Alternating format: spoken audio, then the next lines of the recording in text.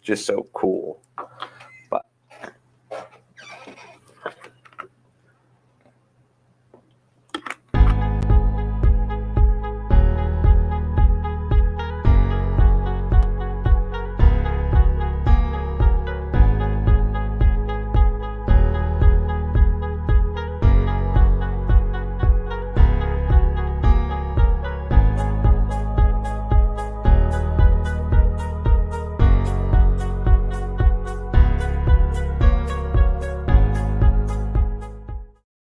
And welcome back to the Midday Show. I'm Jeff Everett. Sitting across from me, he's back, Mark Messina. We're going to talk about the incident in Kabul today and another story about a group of students that flew over and they're actually still in Afghanistan trying to get out. Maybe talk about Rachel Nichols and the issue with ESPN now. Possibly talk about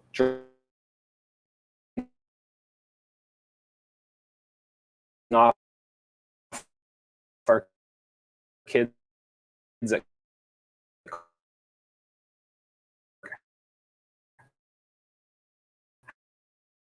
how are you feeling?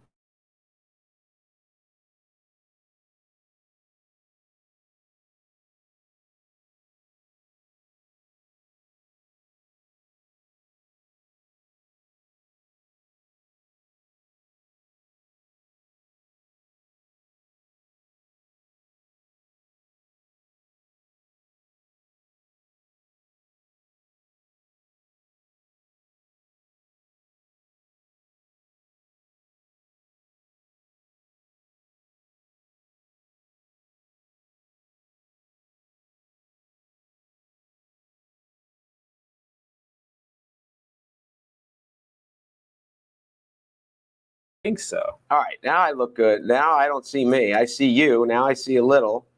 Are we removing this guy? Does that work? I'm Are we here. back? We here?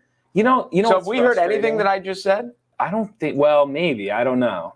You're know. loud. You're loud. I said a lot of intelligent, inquisitive stuff. You basically tried to say I replaced you, which is untrue. Because if I replaced you, I would never replace you with a doctor. It's too it would be like the gap is too large.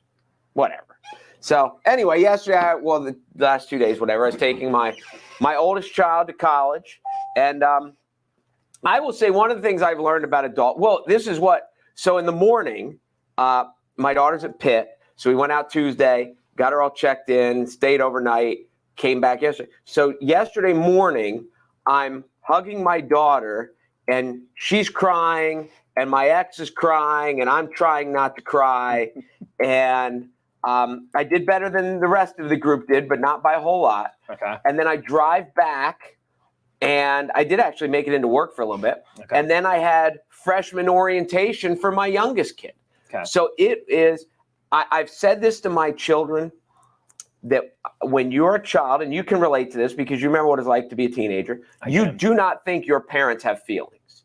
Like, your parents' only role in life is to feed you, to clothe you, to house you, and to ruin your childhood because they take away all the fun.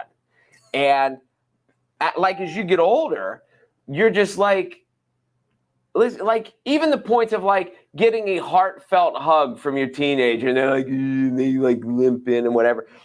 I got the most intense heartfelt hug from my daughter yesterday, but she's crying because she's and it sucks. Now, I can only imagine, and I say with Facebook, you just see all these people go through it.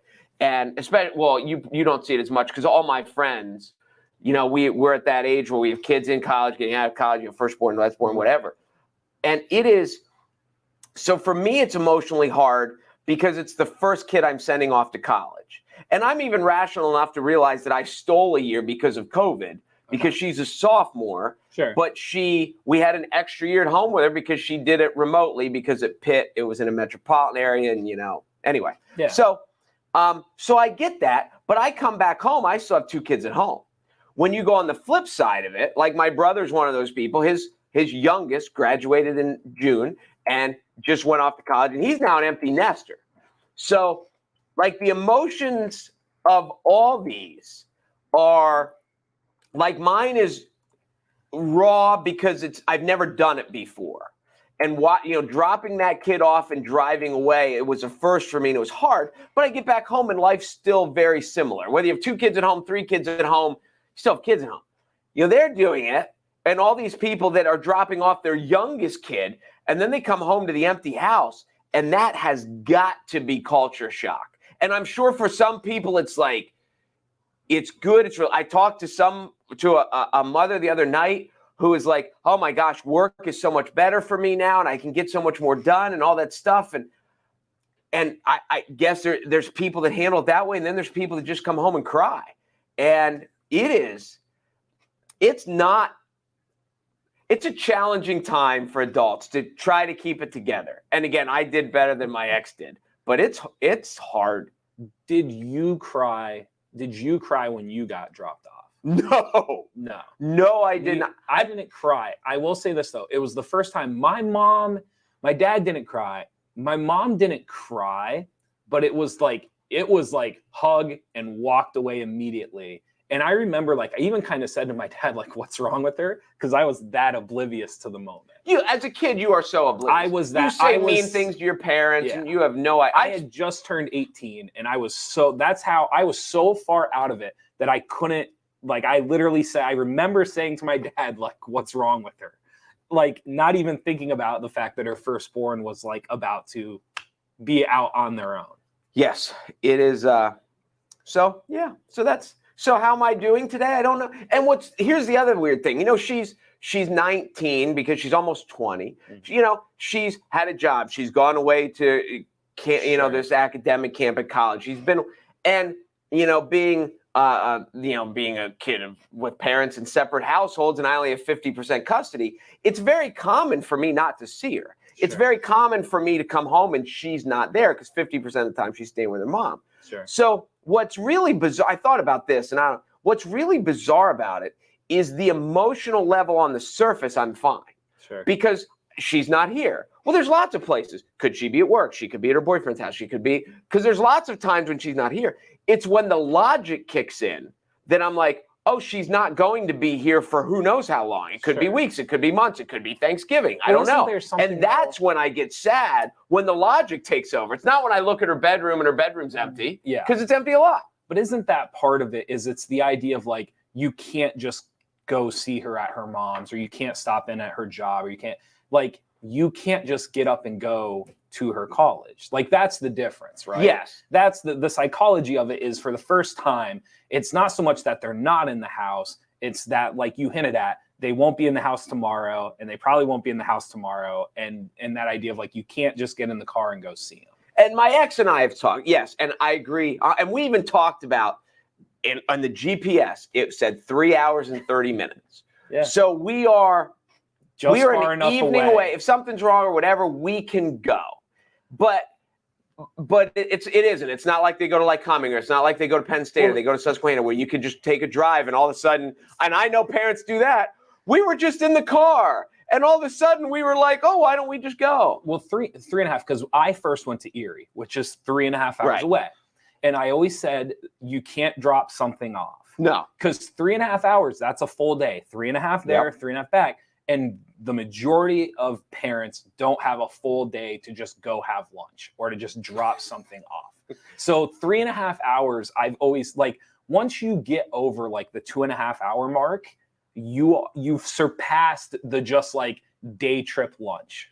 There is no, it is, if you're going, you are spending a day. And the thing is, I think that's what she wanted. Yes. Because she got into Penn State, and those were kind of the final two. Sure. But she wanted a metropolitan area, and she wanted something that wasn't that close to home. Yeah. So, it is. Now, I think she'll be different. Just from what you tell me about your daughter, she'll be different.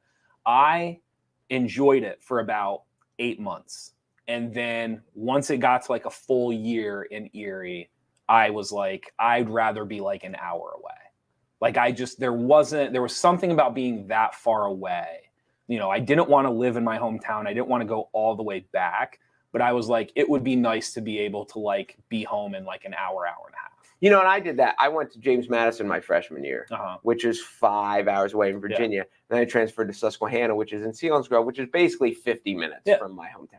Yep. So that was, you could run home on a night if you need some. I came home for a viewing one night, and it was like practice home, whatever. Yeah. Now, and again, my ex and I talked about this.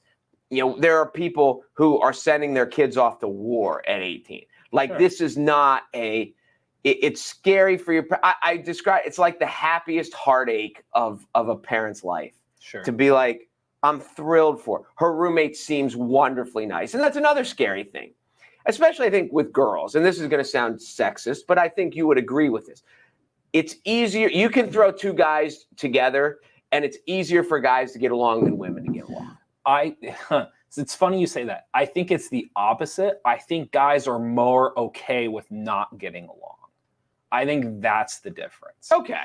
So like if you and I were roommates, but we didn't agree or we didn't necessarily, we would still coexist. We'd coexist. You may have your group, I'd have my group, and like it's whatever. We would coexist much easier. I actually think women are better at the initial, like. You might be right. That's my opinion. But I remember when I was in college, there were many more girls that had serious roommate issues than guys. Yeah, but don't they they escalate and de-escalate quicker? Like it feels like it's like this huge, whereas a guy, like we could hate each other a whole semester and coexist. Like it'd be like, you don't talk to me, I don't talk to you. I know, right? I can't stand it. I came up with this lighting system where I let you blind me for a day or two every week. Whatever. I agree with you. The dynamics are unique. I also agree with you that your college roommate, your first roommate, makes or breaks you. It changes your whole experience. And this isn't, I've always joked, like, if I'm a university, if I ever wanted to lower my transfer rate, like if I have X amount of freshmen going out of the door, I need to invest in like pairing freshmen correctly. Like it is amazing how many people transfer because they just had a awful roommate experience that first or second semester. Well, I wonder how it's different now than when you and I went, because of the online stuff and the online groups, and you go, my daughter has been talking and not talking because no one talks anymore, but she's been texting with her roommate for months. Sure. So they are like helps. Yeah, but yeah, you're right. There's a lot of it's just you see them spend all this money on admissions and all this stuff. But the reality, they should do kind of the eHarmony aspect of who's a match. Yes, because I would imagine that is like no one ever says like the food was awful, so I'm out of here. Like no one ever says like I couldn't find my classes and the campus. Like it's the majority of the time like I hated my roommate. Or like, yeah, the group of people around me, like in my dorm floor just wasn't for me. Or like that is 90% of the reason people transfer. Or you picked your college based on where your high school boyfriend or girlfriend was going, and you broke up midway through your freshman year, and then you realized you didn't want to be here anymore. But the colleges can't do anything about that. They can't do anything about that. That's very, very true. All right, something a little less, I don't want to say happy, because obviously your daughter going away to college must have been tough on her. Yeah, I don't know. It's happy and sad. So according to multiple news sources, 2 explosions outside of the Kabul airport has ended in multiple casualties, including U.S. citizens. There are now videos going on. If you're on Twitter, there's now videos where the initial bomb went off. One was in a drainage ditch near the airport, and then another one was outside of a hotel. And the video is just coming out now. Obviously, it's not great. There's not a lot to say here. Like we'll dive into like some other things. We want to talk about the field trip, the summer trip. We're going to dive into that as well. We actually had Jason Fitzgerald on about a week ago. I reran it while you were gone. And he talked about, the day you didn't fill my seat. The day I didn't fill your seat. And one of the things, like Jason's a really smart guy. I enjoy listening to him talk about politics. The one thing that really resonated, like that I just kind of walked away with, is when he said that we have not seen the worst images of Afghanistan yet. And I think this is kind of what Jason had predicted. Like this is kind of what he meant, that it was going to get worse before it got better. And he nailed that. Well, I think too, the thing that it's funny what you take away from it. The one thing that resonated with me that he'd said is, this is what happens when you lose a war. And I know growing up through school, we're always taught that America always wins these wars. We won the Revolutionary War, and the North won the Civil War, and we always win, we always win, we always win. And he's like, this is what happens when you lose, and you pull out. You can't make policy. You have very little influence once you're gone. Right. And I don't know who you were listening to while we got here this morning. I was trying to do work. You're blaring your crap over there across the other side of the room. That's what it was. But the guy, he was talking about, I'm trying to remember who were you listening to, by the way? So it's called Breaking Points. Okay. With Sager and Crystal.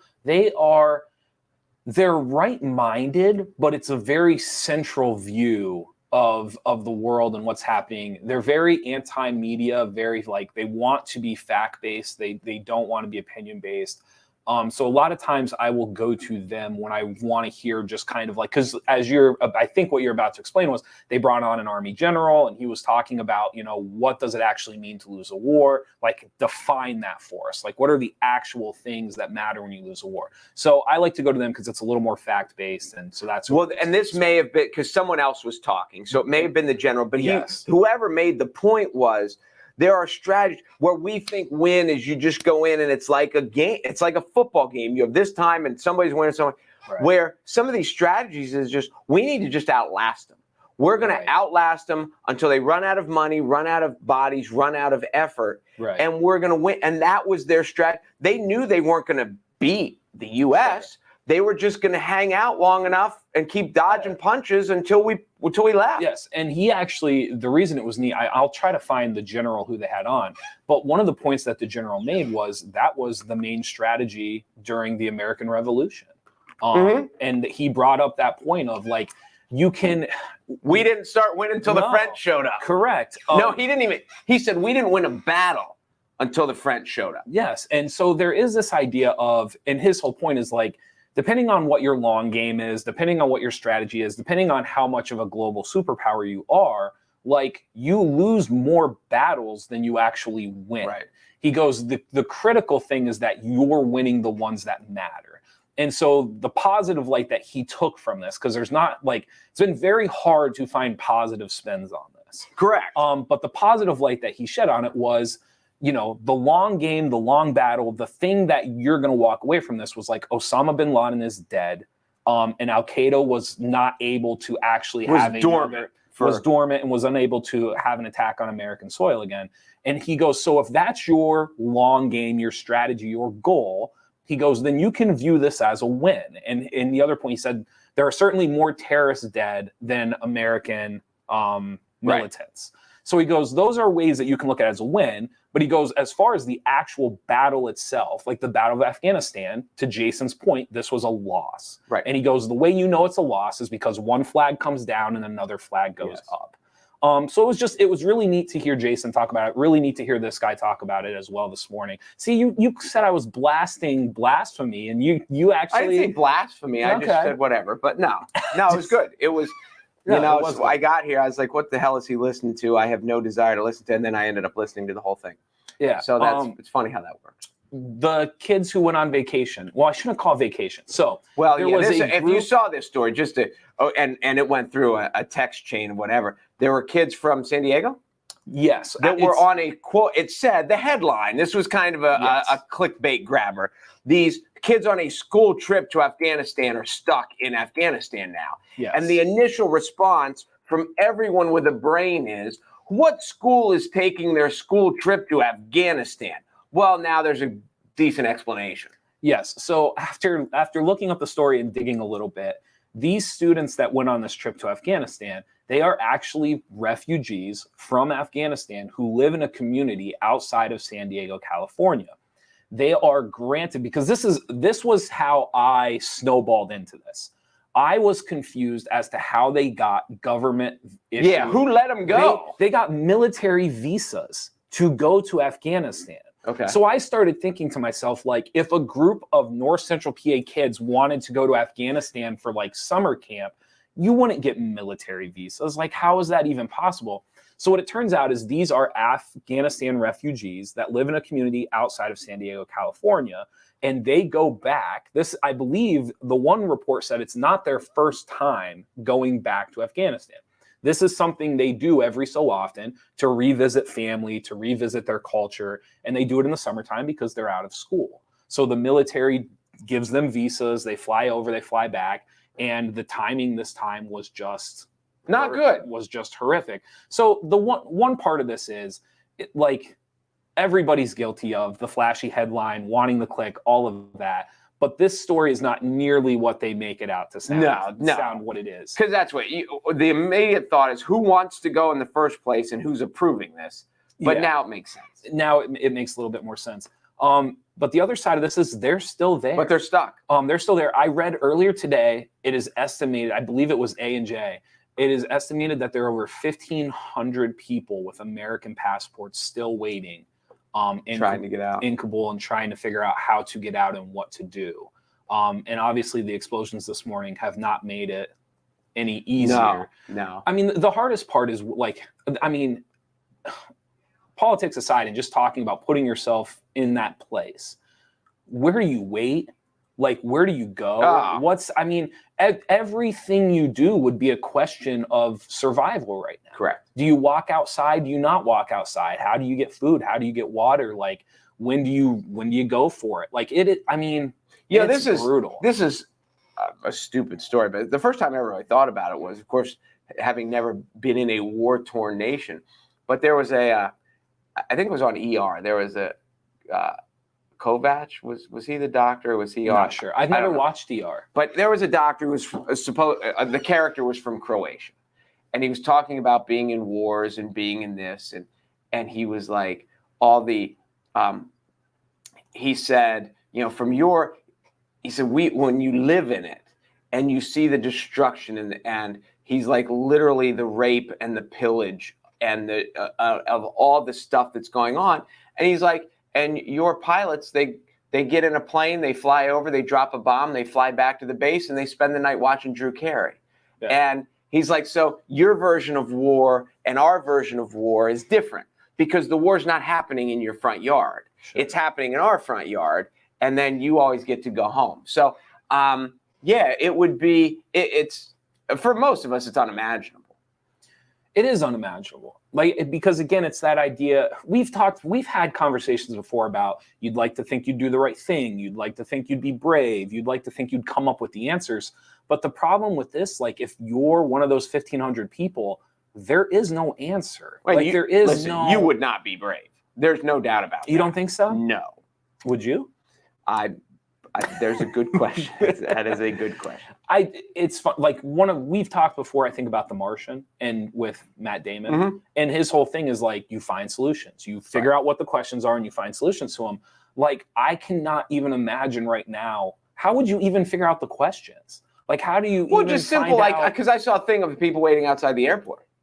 And my first thought is... You can't now. Well, right. I mean, now to wait outside the airport now is... But even like yesterday or 2 days ago when I saw it, and I was like, okay, so they're waiting outside the airport. I get that. And everyone's waiting in line. They're taking people. Where do you eat? Where do you go to the bathroom? Where do you sleep? Like, are they afraid to leave their spot? Like, is it like what do you? Yeah. It's fun. Like, it's not awful, but it's something that I thought about because they had footage. Somebody on Twitter posted the after result of the drainage ditch where the bomb went off. And for you and I in America, what a drainage ditch is something that you never see. You never really go near it.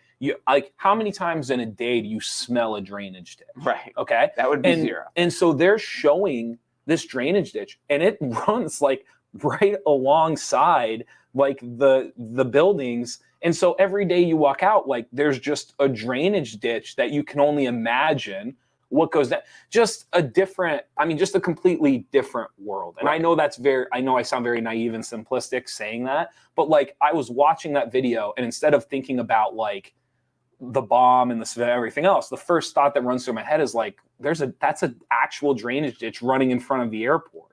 Well, I remember once that I had a military veteran who had been over there, and I was having a conversation with him. This is after 9/11. I'm talking about like people who, when you fly your plane into the building and you're going to die, like why? And to rational people, like that just doesn't make any sense. And I know that there was this holy and jihad and all that stuff, but he's like, well, it's because like in America, our life is so good. He's like, if you saw how they lived, like he's like, death can't be that much worse because we have everything. They have so little. So they're like, how, and if I'm promised in eternity that I get all this and I get all that. And we've talked before about, because they can have multiple wives, how many men, there just aren't enough women to go around. So how many men are not married? Yeah. Because one rich guy has 35 wives. So one of the people that was clinging to the plane, did you see the videos? I did not. Oh, so no. there's planes. Those I will. I watched milk crate challenge videos all morning. I'm not watching people clinging to planes. So clinging to planes. However, one of the kids that had fell from it, there is a report. I think it's pretty valid, but there's a report that he was heard saying to his friend before, "I have to try." And so to your point, like the idea, like you and I know, like I don't know if how dire the situation would have to be for you and I to even try to cling to the tire of a plane as it's taking off. But in his world, it was like, it made perfect sense. Like so I think that goes along with kind of what you're saying. Like, it's just such a different world and such a different mentality. It's not good. It is not. We can do Rachel Nichols. Well, I was going to say they'll be developing stories. That'll be all over the news all night. Oh, yeah. So and it's on NorthcentralPa.com. And it's on NorthcentralPA, exactly. Where else do you need to go? We got Rachel Nichols. We have Nirvana album. Did you listen to Nirvana? Were you a Nirvana? I will tell you this, and if you haven't seen the story, the Nirvana album, never mind. Do you have a picture of the album? We probably can't show it. I don't know if we can show it. Oh, that's right. We might get sued. There's a baby in a pool because the whole thing of babies born underwater and all that stuff and in the water, and the baby is totally naked. You can see the penis. You can see. I mean, real quick. How old is the album? Do you think? I was in college, 90. It kind of started the grunge year in 92. It's probably 30 years old. So this is a 30-year-old. Go ahead. Sorry. And the dude who is the baby is now suing because he said it's child pornography, child exploitation. He is suing for sexual assault is what the actual what's the word I'm looking for? Not the report, but the actual claim. The claim is sexual assault. We were talking. This is obviously a money grab. Because no one knows. If they showed a picture of me or you as a baby, no one could tell who it is. The only way people know is because he told them. And he can't be scarred from this. You cannot be emotionally scarred from this. Can you? By the way, if you are a well-adjusted adult, can you be emotionally scarred from this? I mean, haven't we all had stupid, embarrassing baby pictures that our mom has shown our friends and our girlfriends and our wives and been like, oh, look at Jeff in the tub. And you're like, Mom, seriously. Without having talked to him, I think it is a money grab. That's an opinion. This is what I will say, though. We kind of like we said, like we can't possibly imagine clinging onto a plane, like that mindset. Like, I don't know what it's like from the age of 8 to 18. And every room or every record store or every like punk rock friend and there is your picture of a baby with your little guy floating out in a pool. Like I can't. So like to you or me, yes. Like how could it possibly be that way? But like I'm also not that guy, so I don't know. And I get that. However, real quick here, because I think it's going to go along with what you're about to say. The guy who did this, and I don't know his exact name, he did like 3 or 4 years ago, he mocked the photo. He as like a 20-something. Oh, I think I remember that. He like jumped into a pool and they took a picture of him like floating with his arms out like the baby. And they had like $1 floating and like whatever. And so 3 or 4 years ago, he mocked the photo. Right. And now he's suing. So the reason I personally feel it's a money grab is like that contradictory. Well, here's my question too, without reading into it. Is he suing his parents? For letting them? They must have allowed it. It's not like the kid was kidnapped. I'm guessing he wasn't an orphan, and they're just like, here, give us a kid. Like,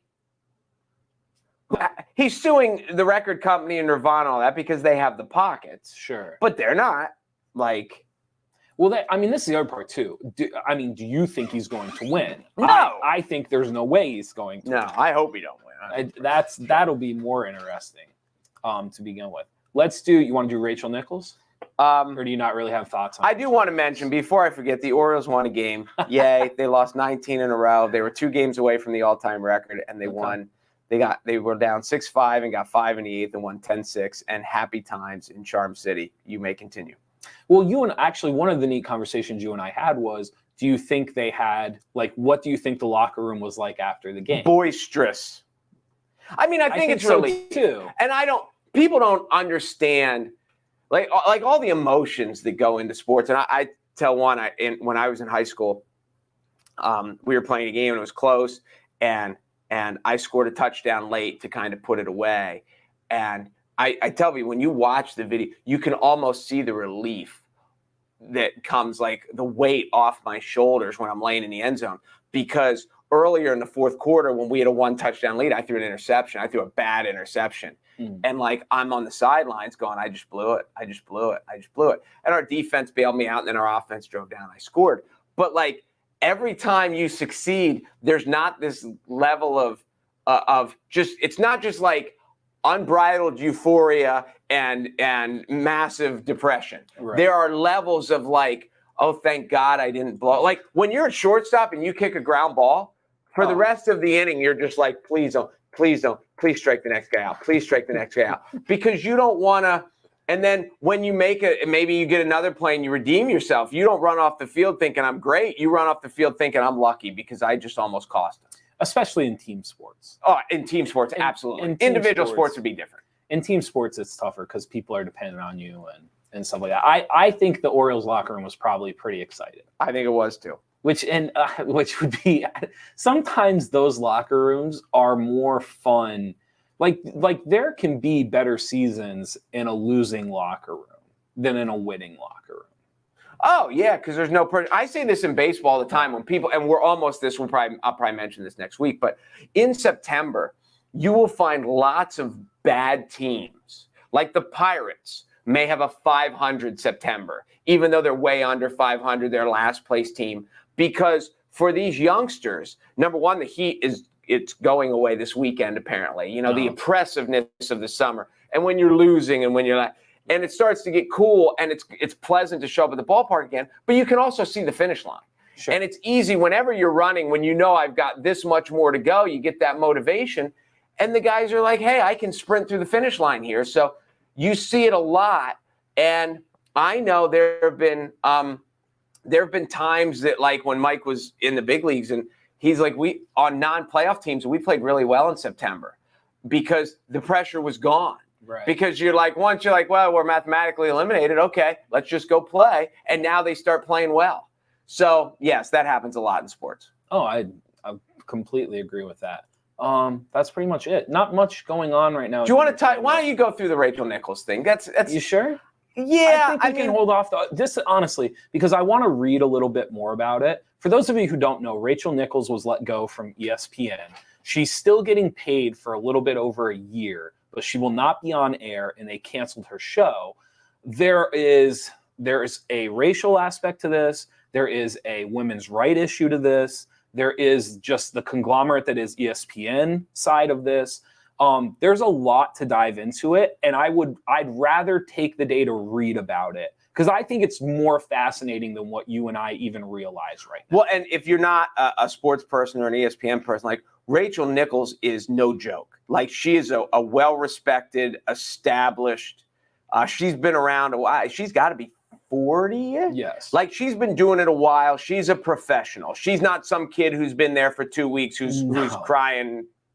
Correct. Foul. I was going to say crying over spilt milk, but that's not the right cliche. And there's different conversations about this that are foul. Like I read you the quote about the one writer from Baltimore, and he basically talked about like Rachel Nichols' comment has collateral damage. So even though she wasn't talking about Maria Taylor directly. She called out ESPN. The collateral damage was Maria Taylor, and there are consequences for collateral damage. I don't know if I necessarily agree with that. I'm not sure I do. And so there's a lot of different, like I said, this could be like a 30-minute topic if we laid it out and we talked about it. So I would rather read about it because there's a lot of different, and there's good takes on this. Like there are some people bringing up some stuff about it that I wouldn't have even thought about. Like I wouldn't have thought about it that way. So I want to dive into it a little bit, maybe come back to it. What's not a 30-minute discussion, but should be mentioned because he's a hero of yours. Ron Jeremy is facing serious charges. Yeah. Yes. So I just want to mention that. He is. I believe it was 20 women with 30 different accounts of sexual assault. Hey, the article, did I read it to you? 1,700. He's been in 1,700 adult films. He's one of the most famous male adult film stars ever. Okay. And he is not a good-looking dude. No. Just not. No. So we'll see how that plays out. I don't know how that happened. 20 women is pretty damning. Like there's 20 people saying something is. I wonder if women have a case about that. There would never be a female adult film star who is in 1,700 films who's ugly. Well, we're two straight men, so of course, like Ron Jeremy is ugly to us. You know what I'm saying? I get your point. There could be a pocket of people who find Ron Jeremy attractive. Are there? I don't know. I'm just saying there could be. I'm a straight guy, but I understand why chicks dig Brad Pitt. Like, I get it. I don't understand why chicks like Ron Jeremy. I just don't see it. Now I know he's old. He's 68 years old. But maybe they don't dig Ron Jeremy because it goes back to what we talked about a little bit. Like, I'm sure the adult film industry is not that far removed from the regular film industry. Like if the adult film industry was run by women, would Ron Jeremy have had a job? Oh, okay. I get your point. You see now. what I'm saying? I get your point. Yeah. So you see what I'm saying? So maybe you're like the guys don't care.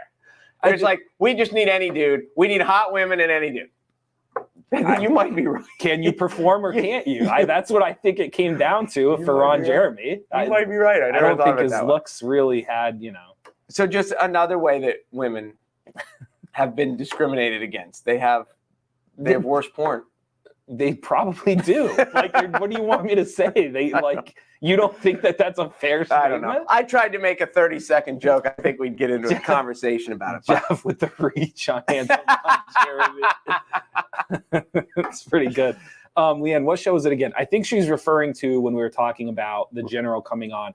It's called Breaking Points. You can find it on YouTube. Like I said, they're right-minded with a central viewpoint. So it is. When I listened to it, just from across the room, it just sounded factual. It is. It sounded very intelligent. It doesn't matter what political side you're on, you're going to learn something. Yes. And they have good guests on. Like it's pretty great. What else do we have here? It's a fresh reminder that Western culture and democracy can't really be forced on a culture that has no history of it. I think that's something, I don't want to dive into it too much, but I think that is something that, like, we never talk about the idea of trying to, like, they're not like us, and that's okay. Like, they're not. Well, that's all right. It is one of the problems with the world being as small as it is now. And because we know how women are treated in some of these cultures. We know, the genocides that have happened in Africa and over, governments and things like that. And we know it's not humane even. Sure. But then there's like, well, what can we do about it? And then we can't tell everyone else how to live, even though it's just not. But this is what I would say. When I hate these lights, but I don't come into you and say, hey, 7 days a week, no more lights. I came in and I said, because I'd kick your ass. I came in and I said, like, hey, Tuesday and Thursdays, like, we're turning on the lamps. You get what I'm like there. And so there is this idea of, like, you can just kind of, like, impose your will on people. And even if it's not. Try it, buddy. I'm just saying. No, I get it. I get what you're saying. I'm just making jokes. My mom cried when I went to college, and I grew up in Southside and went to Lycoming. Wow. I'll tell you what's crazy.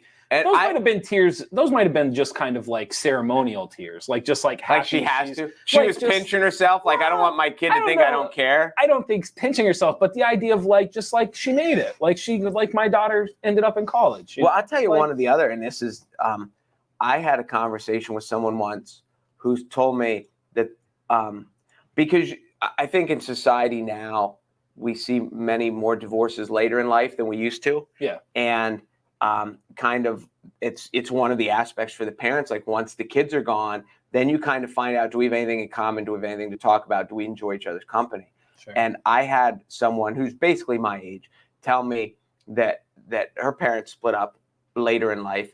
And the mom said, when we dropped you off at college, I cried all the way home because I knew the marriage was over. And that is another level of like sadness, but just, and you're like young and you've never been married, and my wife and I split, before any of this happened. But you can imagine how many people are in marriages where the kids are the reason they're still together. The kids are the buffer. The kids' activities are what everyone does. And then all of a sudden, when that is gone, and they just have themselves, and then you kind of realize, that's when the rubber meets the road. And it's, there's a lot of, getting older is a bitch. It really is. We can't end the show on that. Like, I mean, why not? Cow. Why not? That was depressing. Listen, I was depressed yesterday. I'm not. Are you struggling? You know what? No, but yes. And here's the other thing. How was that for profound? Did Shakespeare say that at one point? Like it's so like I'm so happy for her. Yes.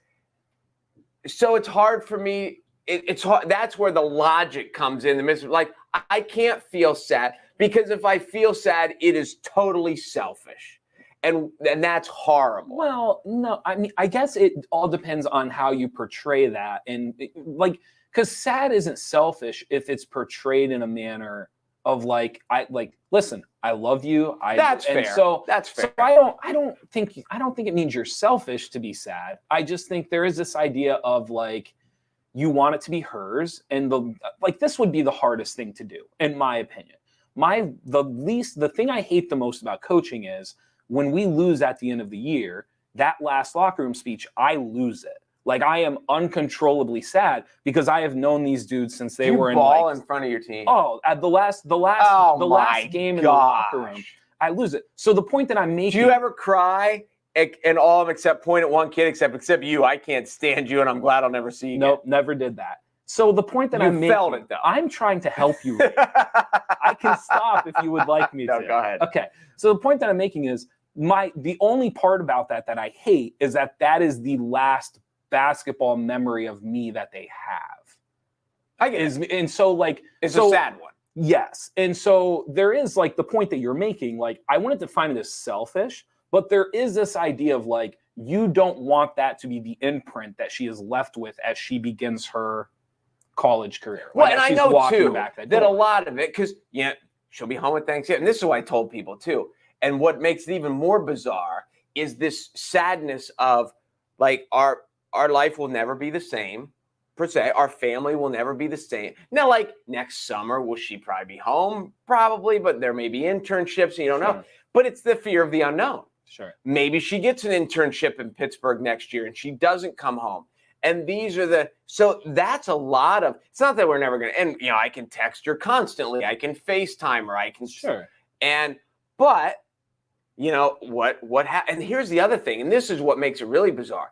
I'm sad that I'm going to miss her, but if in 4 weeks you get a phone call and they're like, COVID's bad, we're shutting down campus, she's coming home, then I'm going to be really sad because I don't want her to go through that. Sure. Like she already missed a year.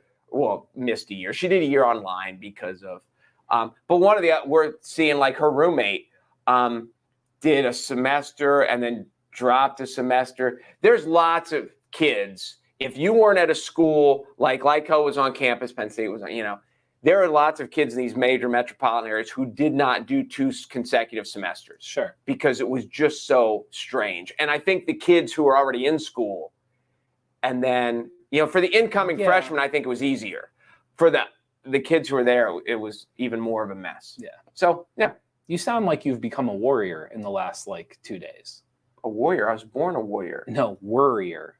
Oh, I thought you said warrior. Sorry. I mean, you were not this hypothetically worried about anything on Monday.